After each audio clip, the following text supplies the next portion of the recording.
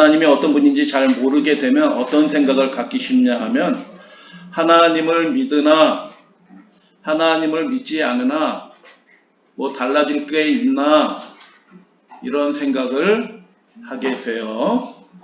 하나님을 믿으나 하나님을 믿지 않으나 뭐가 달라져?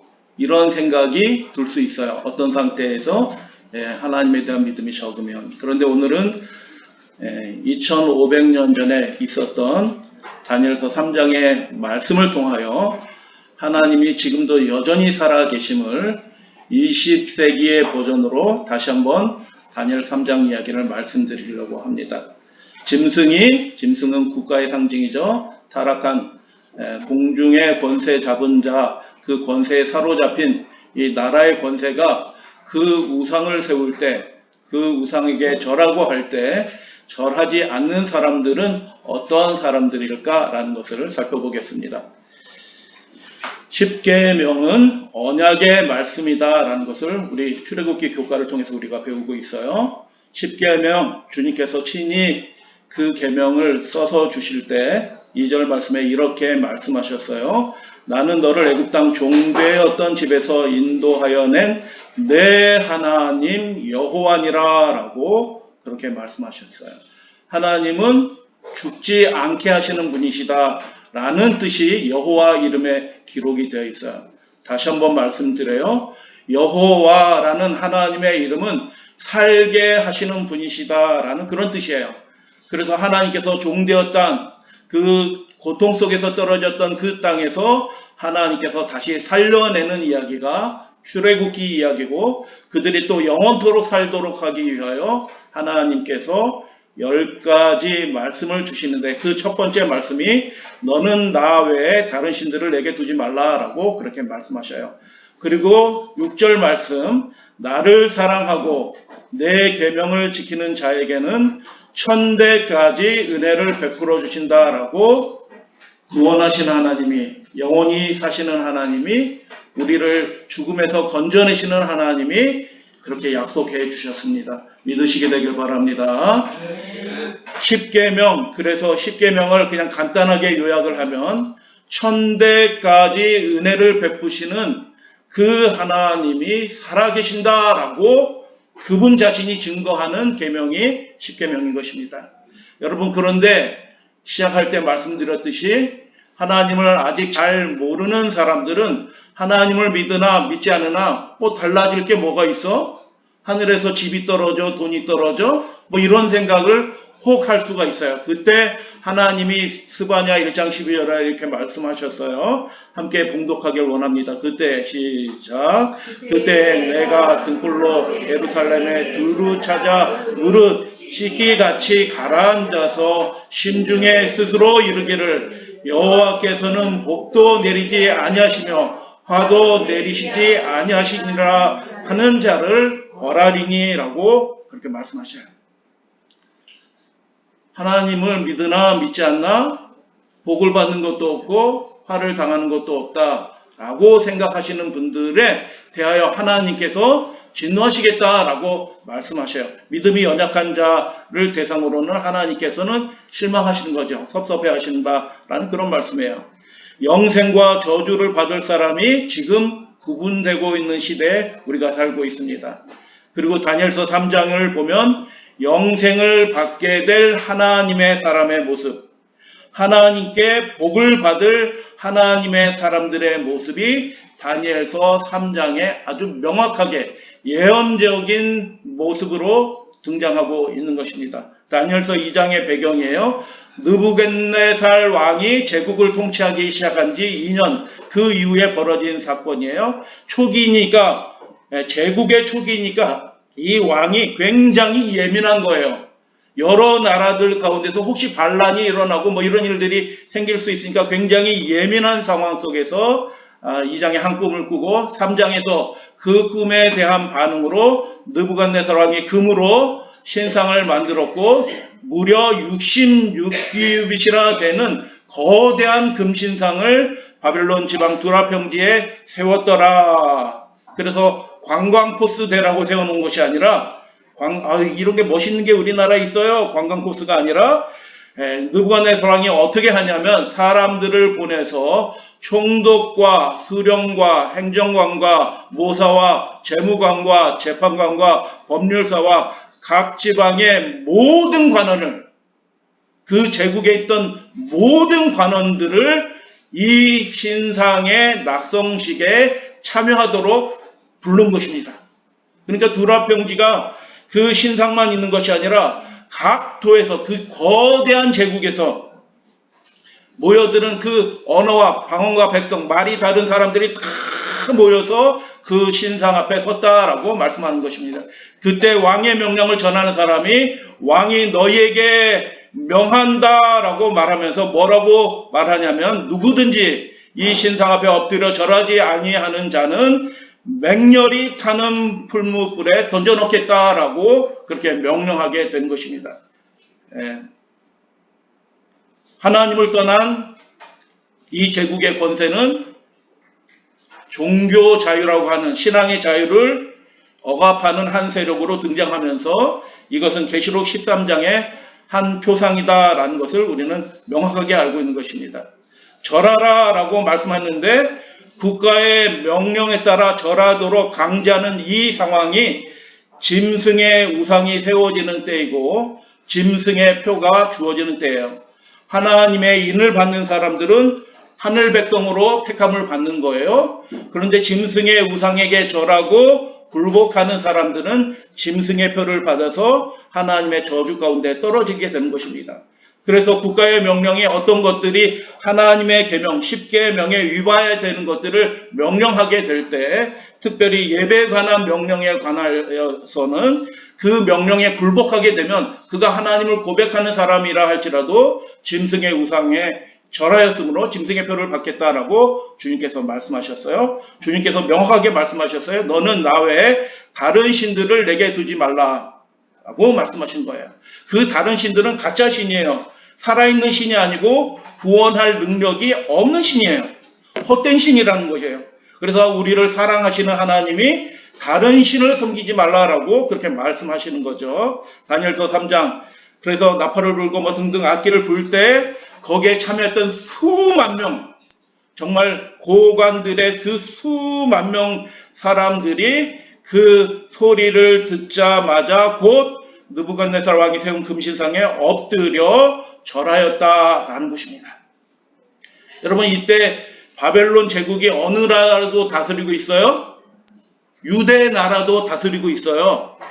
그곳 사람들도, 그곳 왕들과 고관들과 대표자들도 느부갓네살 왕이 불렀어요.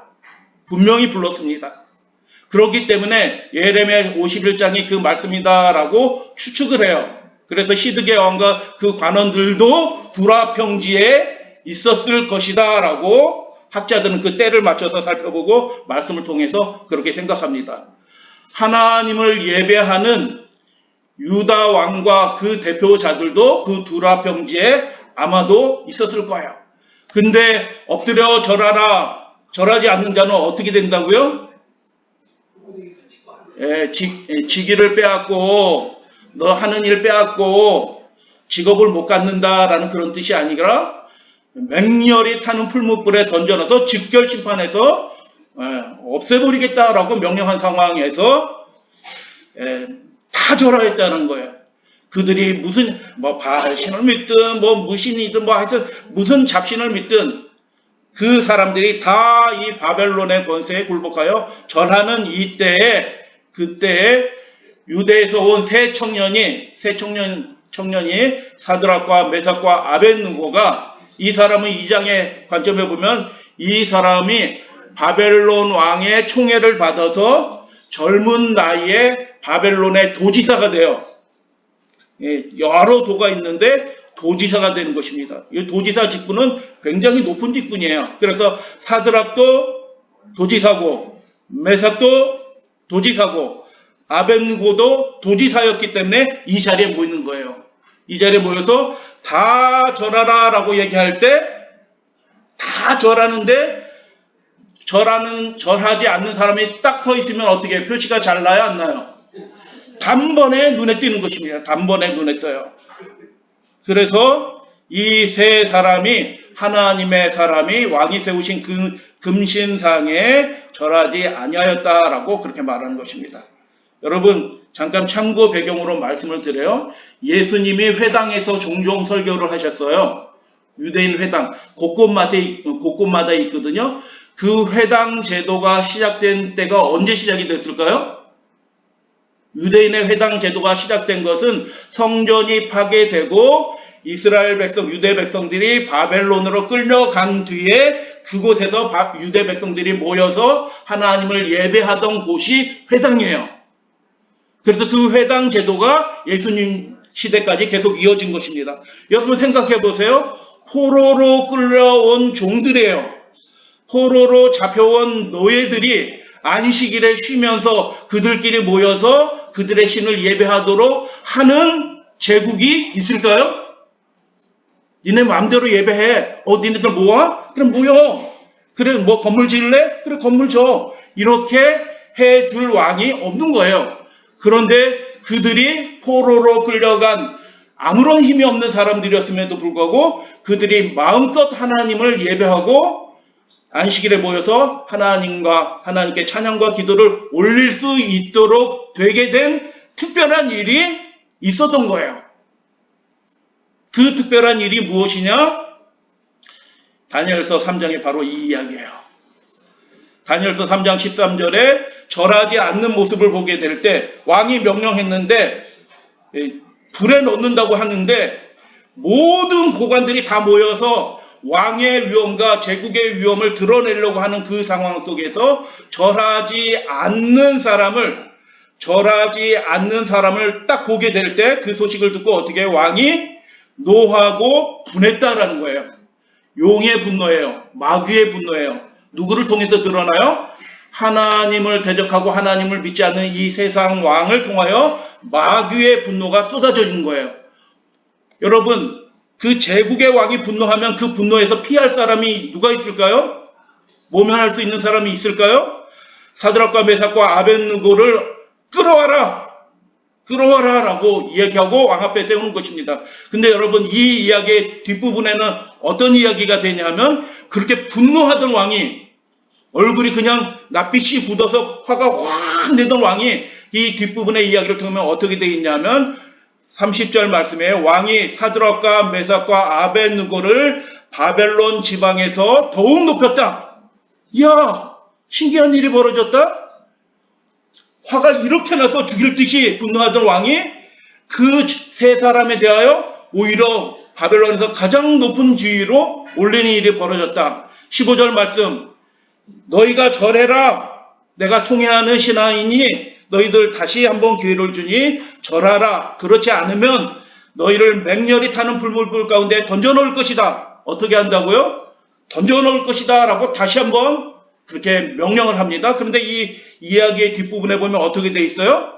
그 왕이 던져놓으라 라고 이야기했던 그 왕이 그 사드락과 메삭과 아벳느고의 하나님께 경솔히 말하면 그들이 믿는 하나님에 대하여 여호와 하나님에 대해서 함부로 말하게 되면 그 몸을 쪼개고 그 집은 거름터로 삼을 터니 그 집안을 멸문지화시키겠다라고 그렇게 얘기해요.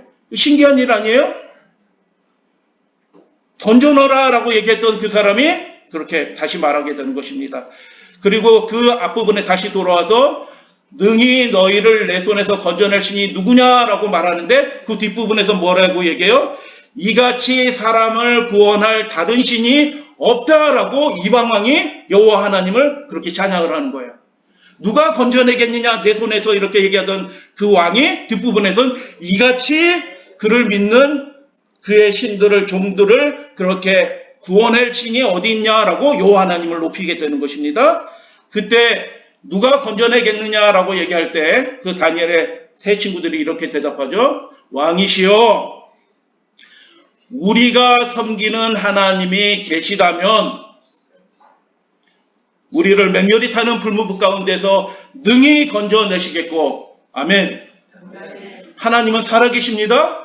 그 10계명 하나님의 계명 언약의 말씀을 주신 그 하나님은 살아계셔서 애굽에서 구원하실 뿐만 아니라 그의 백성을 죽음의 골짜기에서 능히 건져내시겠다라고 그 세 친구가 거대하게 불타는 그 풀무불 앞에서 여기서 절하지 않으면 바로 어디로 가요? 풀무불에 던져 치는 거예요. 그런 상황 속에서도 우리가 섬기는 하나님이, 우리가 예배하는 하나님이 우리를 그 풀무불에서 능히 건져내시겠다라고 그렇게 왕한테 말하는 거예요. 여러분, 다니엘서 이전에 유대인의 역사들 가운데, 선조들의 역사 가운데서 불 가운데 들어가서 살아난 사람 한번 얘기해 보세요. 없어요, 그런 얘기가. 이게 유일무이한 얘기란 말이죠, 사실상. 그런데 그들은 믿는 거예요. 하나님은 여전히 살아계시니, 지금도 살아계시니 우리를 이 고난 가운데서, 죽음 가운데서 능히 건져내시겠다. 18절, 그렇게 하지 아니하실지라도 왕이시여 우리는 왕의 신상에게 절하지 않겠습니다 라고 그렇게 말하는 것입니다. 여러분, 이때 누구는 절했어요? 시드기야 왕과 그 신하들은 절했어요. 하나님을 믿는 사람들이었지만 그 사람들은 절했다고요. 그래서 여러분, 그 뒷부분의 이야기를 보면은 능히 건져내시겠다라고 그들이 고백했는데 이방 왕의 입술을 통하여 그 뒷부분에 이렇게 되어 있습니다. 사드락과 메삭과 아벳느고의 하나님을 찬송할지어다 라고 얘기하고, 여러분, 이게 국가 행사예요? 종교 행사예요? 고관들이 다 모여서, 관리들 다 모여서 신상 낙성식이거든요. 이게 국가적인 그냥 행사예요? 아니면 종교 행사예요? 이게 애매해요. 국가가 하는 행사인데 이게 종교 행사처럼 보여. 절하라고 얘기하고 막. 그런데 이 왕의 입술을 통해서 나오는 얘기를 보니까 이게 국가 행사이면서 동시에 무슨 행사예요? 다른 신을 섬기지 않았다라고 얘기해요. 이게 종교적인 성격인 것이에요. 그런데 유대의 다른 신들을 막 섬기는, 잡신들을 섬기는 사람들은 그 바벨론 신에 그냥 굴복한 거예요. 그냥 다 그 권세와 위세에 굴복하였지만 하나님을 믿는 이 신앙을 가진 사람들만, 여러분, 기독교, 여호와를 믿는 이 기독교 신앙은 그래서 세상 권세를, 절대적인 세상 권세를 인정하지 않는 권세예요. 인정하지 않는 신앙입니다. 그래서 다른 신들을 섬기지 아니하고 그에게 절하지 아니한 그의 종들을 구원하셨다라고 얘기해요. 그들이 입술로 능히 건져내시겠다라고 고백하자 이방왕이 그 구원을 목격하고 그 종들을 구원하셨다라고 얘기하는 것입니다. 그래서 왕이시여 우리가 왕의 세운 신상에 절하지 않습니다. 혹시 우리를 던져 넣어도 우리가 믿는, 우리가 예배하는 하나님이 우리를 살려내실 거예요 라고 얘기하니까 자비를 베풀었던 그 느부갓네살 왕이 화가 이만큼 났는데 그 사람들이 다 보고 있어요. 개인적으로. 아이고, 왕이시여, 좀 봐줘요.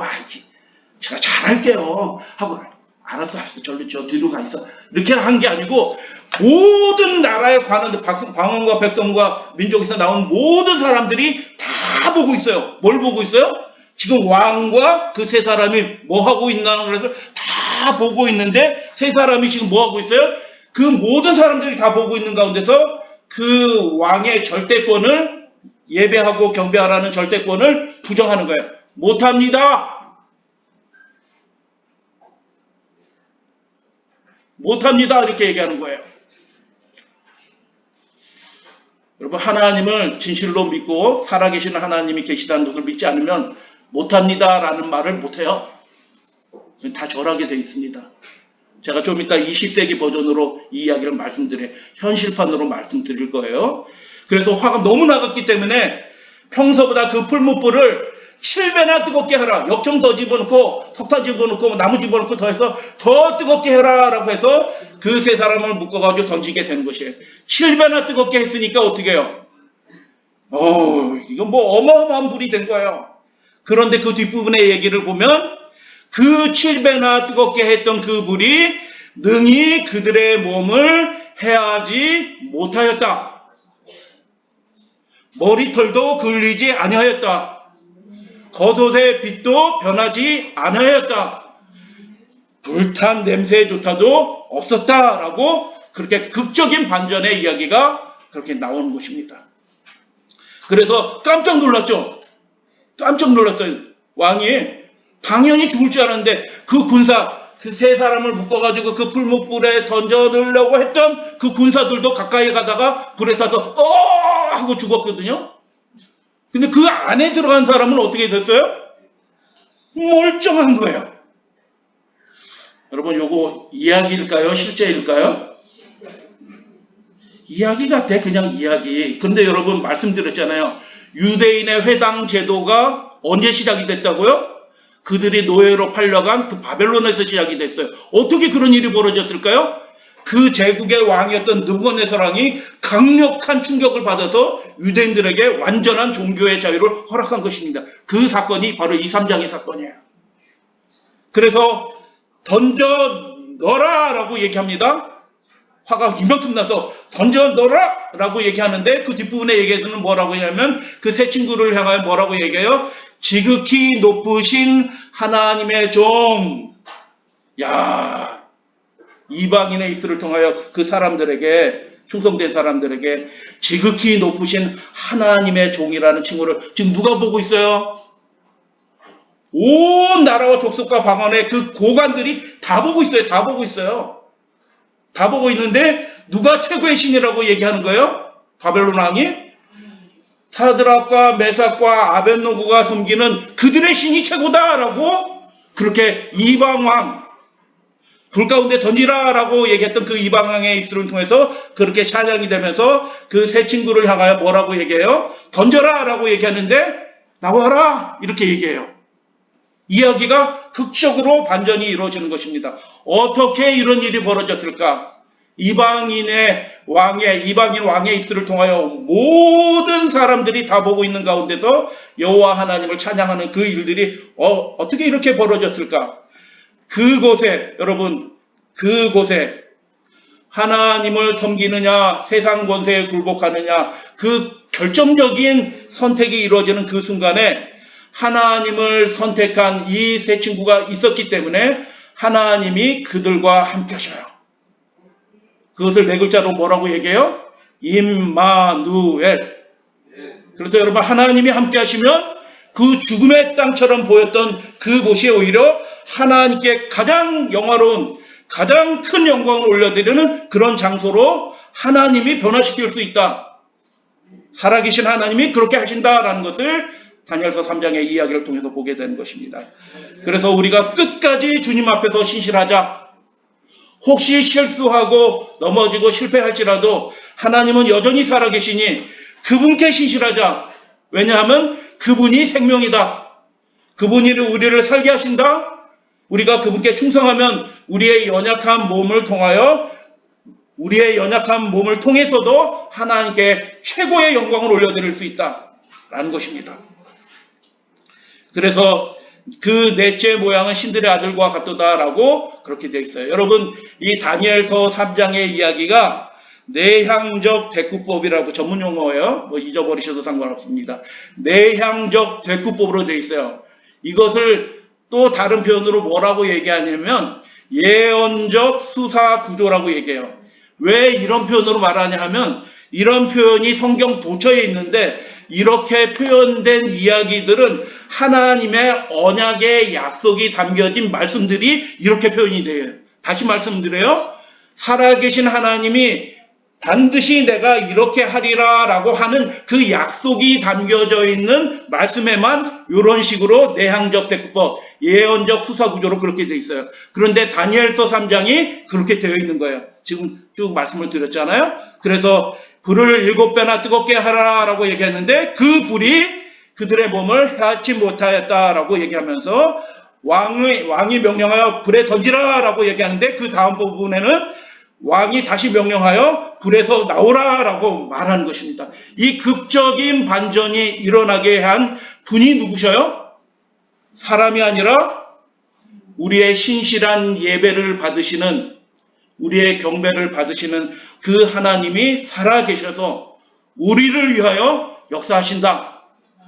지금도 살아가셔서 그분께 끝까지 충성을 다하기로 선택하는 그분의 백성들과 임마누엘, 함께 하셔서 그들을 살게 하실 뿐만 아니라 그들의 연약함을 통하여 오히려 하나님께 가장 큰 영광, 결정적인 영광을 올려드리게 하나님께서 역사하실 수 있다라는 것을 예언적으로 보여주는 말씀이 다니엘서 3장인 것입니다.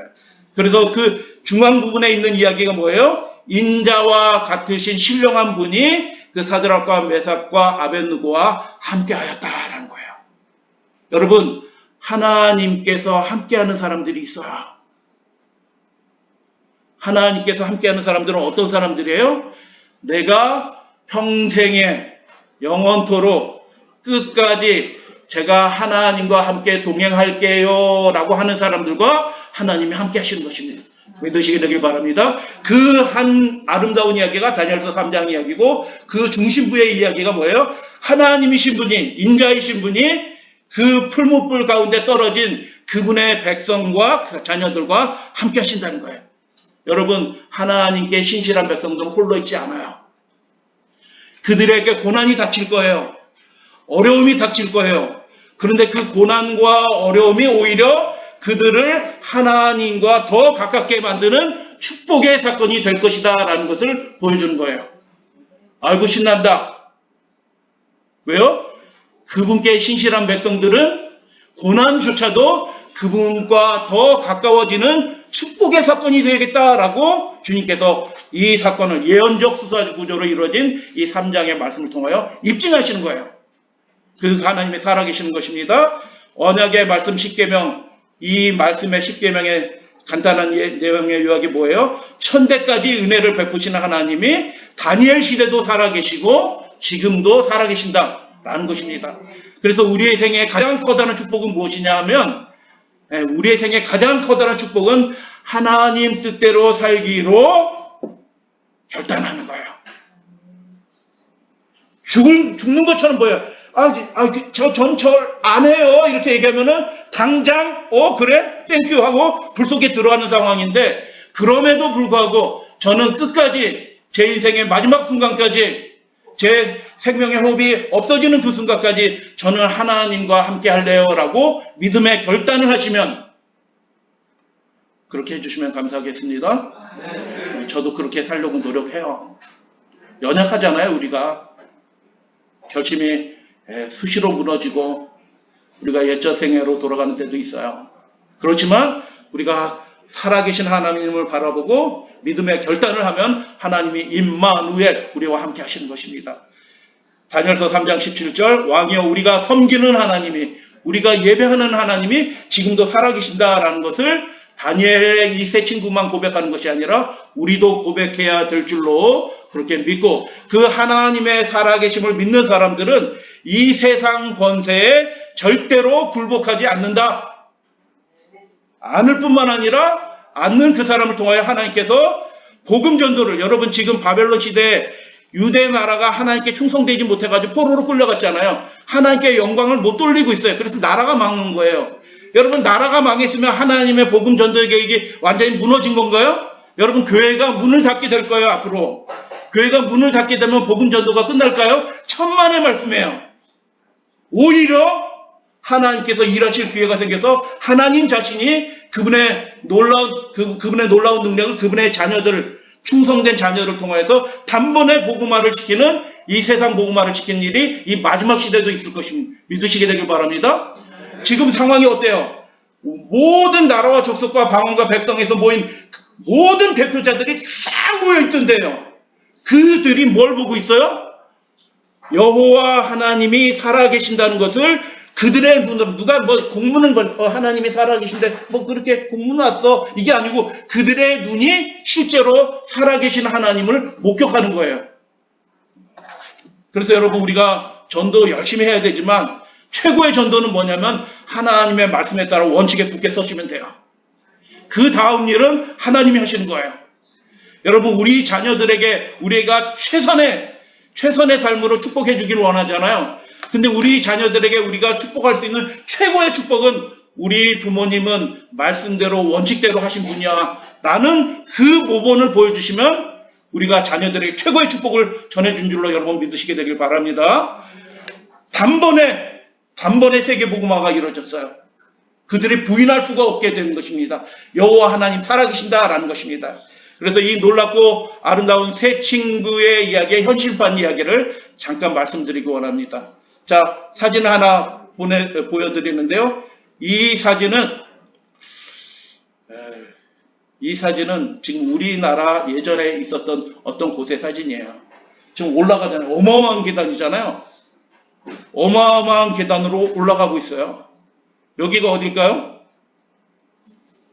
남산 신사입니다. 일제시대 때 일제 제국주의가 그 바벨론 제국과 마찬가지로 일본 제국주의가 그들의 신들을 모든 백성들에게 다 강요하기 위해서 거대한 신사를 두라평지에 그 거대한 신상을 세운 것처럼 일본 제국주의도 거대한 신사를 세워서 모든 사람들이 다 와서 거기에 절하라고 한 것입니다. 근데 그때 한국에는 뭐가 있어요? 기독교인들이 있어요. 평양 대부흥회가 있었어요. 기독교 학교가 있었어요. 그런데 기독교 학교가 있었고 교회들이 있었고 훌륭한 목사들이 있었는데 다 와서 절하라라고 그 일본 제국 그 왕의 명령이 내린 것입니다. 그때 교회가 어떻게 했을까요? 우리는 못합니다 라고 말했어야 되는데 교회 폐쇄한다, 너희들 사형당한다, 너희들 불이익당할 거야 라고 이렇게 협박해도 우리는 그렇게 하지 못합니다 라고 했어야 되는데, 여러분 제가 지금 이 말씀을 드리지만 제가 만일 그때 있으면 저도 아마 갔을 수도 있어요. 가서 절했을 거예요. 아마 저도 아무 생각 없이. 이 말씀을 드리는 이유는 앞으로 이런 일들이 우리 가운데 또 있게 될 거예요. 그때 속절없이 그 가운데 짐승의 권세에 굴복하게 되면 우리는 하나님을 믿노라라고 하지만 결국 멸망의 짐승의 표를 받고 하나님의 저주를 받는 사람이 될 거예요. 다니엘서 3장은 예언적 수사 구조로 이루어졌다라고 말씀드려요. 이게 뭐냐면 하나님이 그의 백성을 끝까지 책임지신다라는 것을 보여주는 대표적인 말씀이에요. 여러분 공중에서 보면 이렇게 돼 있어요. 무서운 신사입니다. 무서운 신사. 그곳에 올라가면서 그 압도적인 규모에 주눅들게 돼 있어요. 그 두라평지에 세워진 그 신상과 압도적인 그 악대와 그 명령, 이 풀무불 뭐 이런 것들이 그 위세에 압도되게 돼 있어요. 그래서 그곳에 데려간 학생들이 어떻게 해요? 교사들이 데려가고 목사들이 데려가서 어떻게 해요? 절합니다. 여러분 신사 참배가 국가 행사예요? 시민 행사예요? 종교 행사예요? 여러분 신사에서 벌어지는 그 경배하는 일들이 국가 행사처럼 생각하는 분들이 있어요. 천만의 말씀이에요. 신사에서 제사를 지내고 제문을 읽고 제문을 바치고 기원하는 그 일본 신, 그 토속 자연신들을 경배하는 그런 신이에요. 그런 예식의 신사 참배가. 그래서 이런 예배를 하나님께서 받으실까요? 예배 드리는데 대구에 있었던 한 교회 예배 순서예요. 예배 시작하기 전에 국가 봉창을 합니다. 일본 국가를 제청하고요. 다 일어나서 예배 시작하기 전에 천황이 있는 곳을 향해서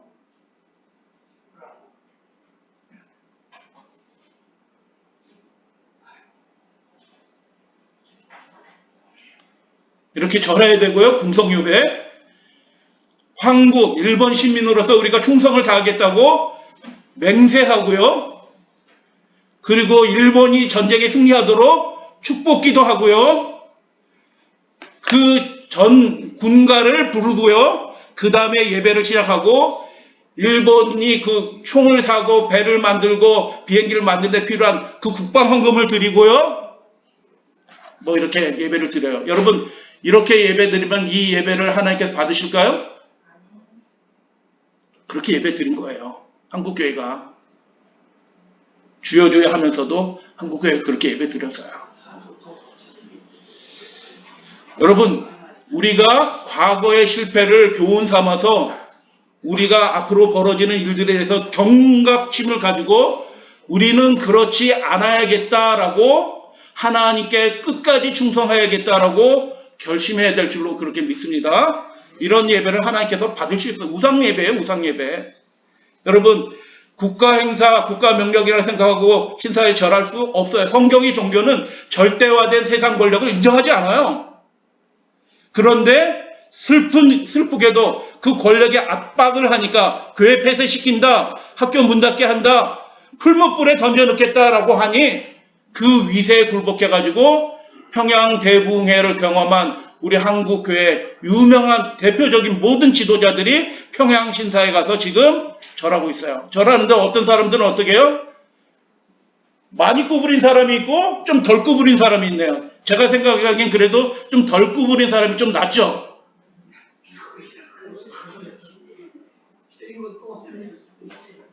가지 말아야 써야 되는 거예요. 여기 계신 분들이 다 목사님들이에요.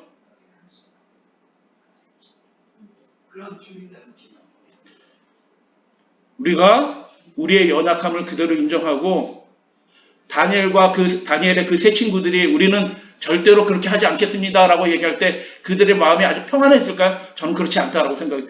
마음에 설렘이 있고 두근거림이 있지만 우리는 하나님 편에 서겠습니다라고 그렇게 선언한 거예요. 결단한 거예요. 그렇게 못한 겁니다. 현실판에서는. 그래서 이 일을 잘 보셔야 돼요. 교회가 두 갈래로 갈라지는 것입니다. 북장로교회 선교사로 파송된 그 당시 사람이, 여러분 언더우드 선교사 들어봤어요? 옷도 있잖아요. 언더우드 웨이커 옷도 있잖아요. 연세대학교를 세운 그 선교사가 언더우드고요. 평양 숭실학교를 세운 같은 목사, 같은 교파의 목사가 맥균이라는 목사예요. 근데 언더우드 선교사는 뭐라고 얘기해요? 신사참배 국민을 해야, 국민을 해. 우리가 전도하지 않으면은 우리 학교 문이 닫으면 누가 예수를 전하겠어. 국민의례 같은 거니까 학생들 가서 절해도 아무 상관없어 라고 그렇게 얘기한 거예요. 그런데 평양 숭실학교 맥균 이 목사님은, 교장은 뭐라고 얘기했냐면, 내가 양심적으로 할 수 없는 일을 학생들에게 시킬 수 없다 라고 말하면서 서로 이렇게 되는 거예요. 여러분, 운명이 결정되는 일이 그 순간에 다룰 때 목사님들의 얘기가 달라요. 목사님의 얘기가 달라진다고요. 그때 누구의 말을 따라야 될까요? 우리는 하나님의 명령과 그분의 지시에만 따르게 될 때 영광스러운 승리를 하나님께 올려드릴 수 있다라는 것입니다. 이 교훈은 말세에도 그대로 벌어질 거예요. 그래서 대쟁투에는 이런 말씀이 있어요. 하나님의 율법을 준수할 의무를 부인하는, 하나님의 예배를 함부로 패하고 하나님께 예배드린 일을 함부로 국가의 명령에서 훼손시키는 일이 벌어지는데도 불구하고 그걸 아무렇지도 않고 받아들이게 하는 그런 목사들은 강단에서 국가가 명령한 그 명령에 복종해야 될 의무가 있다, 우리가 협조해야 된다라고 말할 것이다 라고 예언되어 있어요. 다시 한번 말씀을 읽어드려요. 나는 나를 사랑하고 내 계명을 지키는 자에게 천대까지 은혜를 베푸신다라고 말씀을 드려요. 여러분, 그 일이 벌어지면서 많은 별과 같이 유명한 지도자들이 다 굴복했어요. 다 굴복했는데 어느 교회 어린이반 교사는 그 일이 벌어지기 막 징조가 보여요. 징조. 둘 앞에 막 신상이 세워지고 있으니까 야, 이거 큰일 날 일이 벌어지겠네 곧. 이렇게 벌어질 때 어린이반 교사가 아이들 다 모아놓고, 얘들아, 지금 일본이 이런 일을 할 것 같아.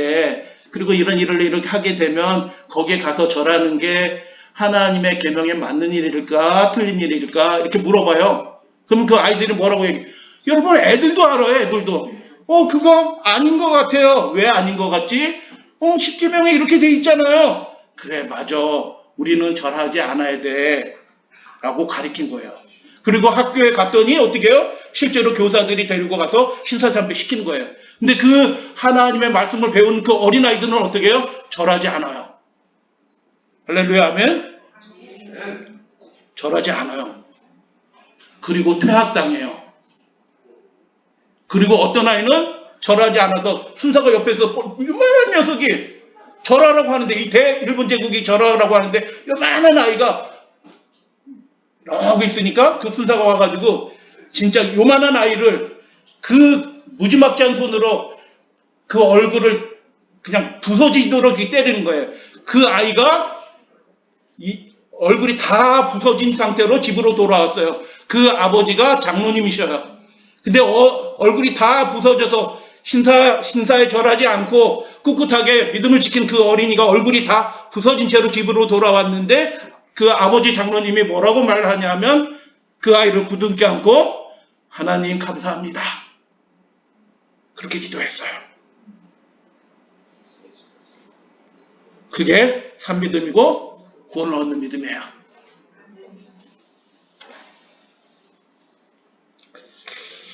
너는 나 외에 다른 신들을 섬기지 말라라고 말씀하셨어요. 시골교회 유명한 목사들은 다 저랬어요. 그런데 시골교회, 아주 시골교회 자그마한 목사, 이름도 없는 그 자그마한 시골교회 목사는 신사참배를 거절하는 거예요. 순사가 불렀어요. 너 왜 신사참배 안 해? 라고 얘기하니까 그 시골교회 작은 목사가 뭐라고 얘기해요? 나는 하나님 외에 다른 신은 없다라고 믿기 때문에 나는 거기에 절할 수 없습니다. 라고 얘기하고 순교당했어요. 여러분, 다시 한번 질문을 드려요. 선택의 순간은 지금도 주어지고 있어요. 여러분, 우리의 생애 끝까지 하나님께 충성을 다하기로 선택해 주시면 감사하겠습니다. 여러분, 폐교 당한 학교가 좋을까요? 폐교 당하지 않고 예배 드렸던 학교가 좋을까요? 그 예배는 하나님께서 받으실 예배가 아닌 거예요. 하나님께 충성하고 그 제국 중에서 폐교 당하더라도 그 학교가 좋은 학교예요.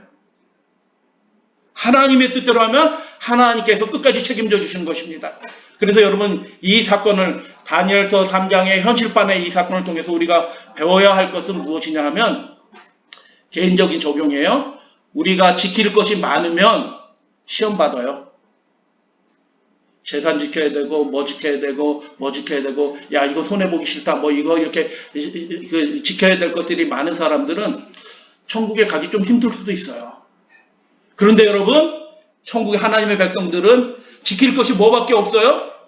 지킬 것이 하나님께 대한 믿음밖에 없어요. 다니엘의 세 친구가 그런 것입니다. 지킬 것이 그것밖에 없으니까 그거 지키면 돼요.